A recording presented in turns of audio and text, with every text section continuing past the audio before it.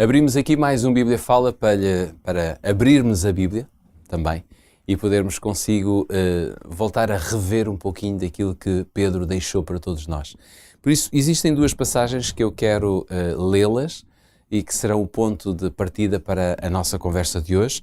1 de Pedro, capítulo 2, versículos 12 a 17 e depois 1 de Pedro, capítulo 2, versículos 1 a 5. Então, nós podemos ler a primeira que diz: tendo o vosso viver honesto entre os gentios, para que naquilo em que falam mal de vós, como de malfeitores, glorifiquem a Deus no dia da visitação pelas boas obras que em vós observem. Sujeitai-vos, pois, a toda a ordenação humana por amor do Senhor, quer ao rei como superior, quer aos governadores como por ele enviados para castigo dos malfeitores e para louvor dos que fazem o bem. Porque assim é a vontade de Deus, que fazendo bem, tapeis a boca à ignorância dos homens loucos, como livres e não tendo a liberdade por cobertura da malícia, mas como servos de Deus. Honrai a todos, amai a fraternidade, temei a Deus e honrai o Rei. A outra passagem, que está escrita exatamente em 1 de Pedro, capítulo 3, versículos 1 a 5, diz: aos presbíteros que estão entre vós, admoesto eu, que sou também presbítero com eles, e testemunha das aflições de Cristo e participante da glória que se há de revelar, apacentai o rebanho de Deus que está entre vós, tendo cuidado dele, não por força, mas voluntariamente, nem por torpe ganância, mas de ânimo pronto, nem como tendo domínio sobre a herança de Deus, mas servindo de exemplo ao rebanho. E quando aparecer o sumo sacerdote, alcançareis a incorruptível coroa de glória. Semelhantemente, vós, mancebos, sede sujeitos aos anciãos e sede todos sujeitos uns aos outros.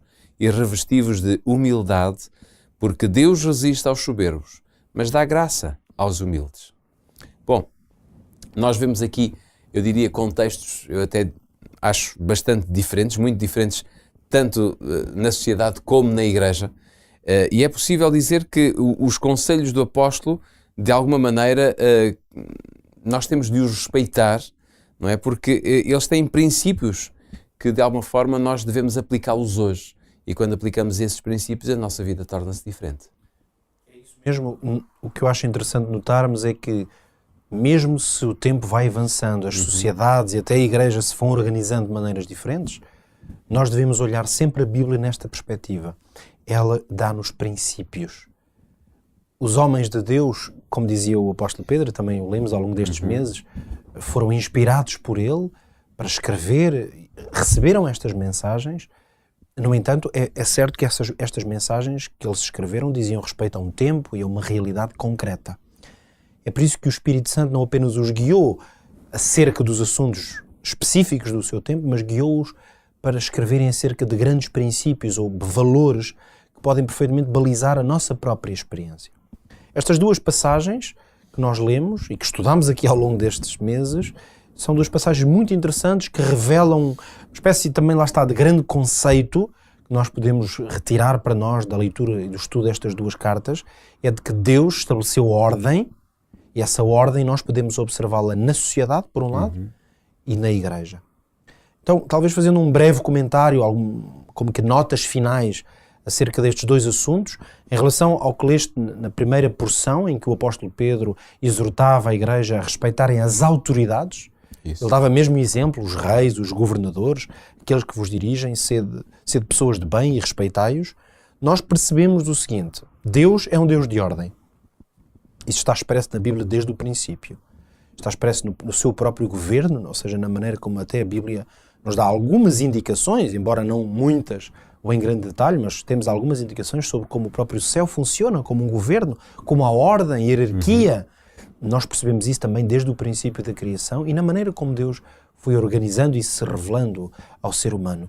Ora, se Deus é um Deus de ordem, se há autoridade clara e todos no seu reino cooperam dentro dessa autoridade, não espanta por isso que os cristãos devam ser os primeiros a amar a ordem, claro, a respeitar a ordem estabelecida e até serem, digamos, elementos que favorecem essa ordem. Ou seja, no fundo é o mesmo dizer, não, o crente em Deus não foi chamado para ser um desordeiro, Claro. para viver em desonra em relação àqueles que são considerados autoridades, sendo certo que interessa primeiro servir a Deus e depois aos homens. Claro. Mas dentro desse princípio superior, o apóstolo Pedro faz este chamado a que sejamos sujeitos às autoridades e nós podemos perceber porque Deus é um Deus de ordem, não de desordem. Em segundo lugar, a passagem que leste explora bem a ideia de ordem e de organização, mas agora na igreja.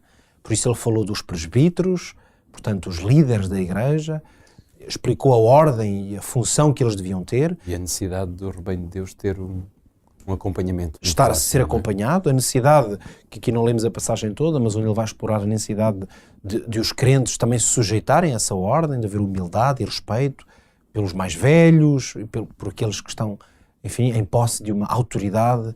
E, portanto, essa também é uma área onde esta ordem do governo de Deus também se manifesta. Embora seja muito importante dizer aqui no que diz respeito à Igreja, de que a ordem, a organização, ou os procedimentos, eles nunca são um fim em si mesmos. Porque a Igreja foi constituída na Terra com um propósito. Sabemos que foi Jesus Cristo que fundou a sua Igreja. Os apóstolos deram corpo ao terem lançado este grande movimento e recebido da parte de Deus indicações sobre como organizá-la, mas a Igreja está organizada para servir, para cumprir uma missão que tem uma natureza evangélica, ou seja, a natureza da missão da Igreja é de proclamação do Evangelho, claro, da boa nova em Cristo, da vida de obediência a Jesus Cristo, do que é viver debaixo da soberania de Cristo. Isto significa que no caso da Igreja, toda a ordem que está estabelecida, ela não visa a diferenciação entre os homens. Ela não visa o uso da autoridade. O objetivo da organização e da ordem dentro da Igreja visa ela estar melhor preparada para cumprir a sua missão. Nós vimos isso desde, por exemplo, a instituição dos diáconos, em que a Igreja, parte da sua missão era cuidar das pessoas que mais dificuldades tinham, por exemplo, órfãos, viúvas na própria comunidade, que tinham tremendas dificuldades. Claro, a Igreja, como ela está organizada para servir, para dar corpo a essa mensagem de Jesus Cristo, que Ele próprio também curou, restaurou, ajudou os mais débeis e frágeis da sociedade. Então a Igreja, ela continua essa missão. Exato. Ora, uma vez que a forma de organização da Igreja nos primeiros tempos não estava a permitir chegar, por exemplo, neste caso, às necessidades dessas pessoas mais necessitadas, Deus inspirou os apóstolos para que fosse organizada uma nova forma, um novo procedimento, a que essa instituição veio a ser chamada de diaconato, que no fundo quer dizer servir, e portanto nós hoje conhecemos nas igrejas cristãs precisamente o diaconato como uma das formas de organização da igreja, mas sempre pensando nisto. O objetivo de Deus é que não haja pessoas que estão acima das outras. Não é, o propósito de Deus para a sua igreja não é que haja chefes e empregados, não é que haja soberanos e súbditos. Essa linguagem não existe na igreja. Por isso é que a lógica da igreja é que somos todos sacerdotes, aliás, ministros de Deus.